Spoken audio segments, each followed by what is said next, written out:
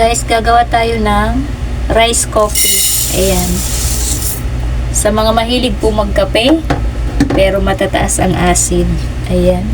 So, ito na lang po yung ating gawin. Para kahit pa paano ay makakapagkape tayo araw-araw.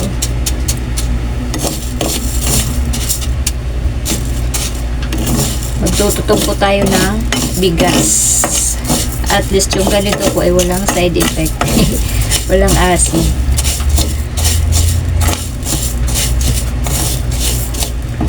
So mga taga-probinsya po ay makaka-relate ng ganito. Ito po yung aming kape nung kami ay mga bata pa. Yan. Tinutong na bigas. So paiitimin lang natin siya. Tapos ilalagay ko siya sa garapon para kung kailan lang po ako magkakape, saka ko lang siya lalagyan ng mainit na tubig. So antayin natin siyang masunog. So yan guys, nag-uumpisa na siya mag-black. Ayan. So paiitimin pa po natin siya. Yung panglahatang maitim.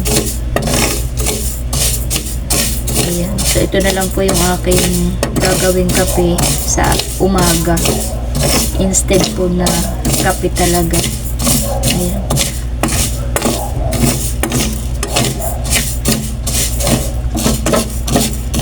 Nangangasim po kasi ako sa kape.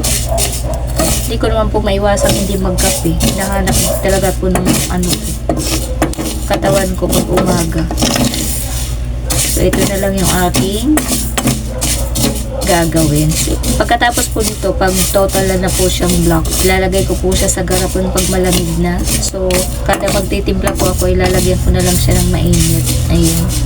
Sa amin po talaga ito yung kape ng mga bata pa kami. Tapos sabi po nila ay gamot din daw po ito sa pasma, yung nalilipasan po ng gutom. So ayan guys, antayin natin mag-itim na siya. Ayun guys, maitim na siya. Pero mas maganda po mas maitim na siya, masunog. Ayan, para mas mabango, mas malasa. Kaya lang po baka yung kapitbahay natin guys ay ma-skandal, baka akala ay may nasusunog.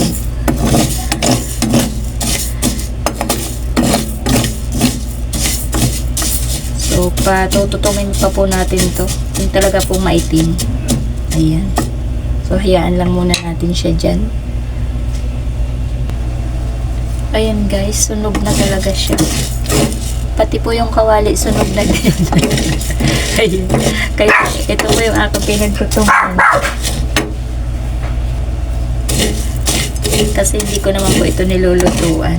Ayan. Bihirang bihira. Ayan. So matagal po ito bago matanggal yung pagkasunog ng ating kawali. Babara na lang natin. So ayan, mayroon pa pong mga mga brown pa. So kaunti pa po para totally po siyang black. Ayan, nabubuo-buo yung mga yung mga sunog na sunog, nabubuo-buo na.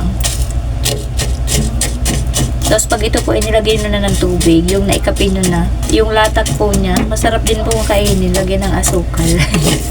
Gawain ko po yun ng bata pa kami. Yung latak niya, nilalagyan namin ng asukal. So, ayan. Ang bango. So, ayan guys, okay na. Ayan. Kita nyo naman na sunog na siya guys, pati yung kawali natin nasunog na rin. So baka po anuin ko pa to, dikdikin ko sa, ano ba tawag doon? Almeres. Sa almeres, para po pino siya, para pag ginawa natin kape ay malasang malasa. So ayan, gusto nyo rin po ay magawa ng ganito, ayan, masarap po ito, wala pong acid sa katawan. Purong kape. Purong kapeng bigas. Ayan. So, hanggang dito na lang. Bye-bye po. Salamat.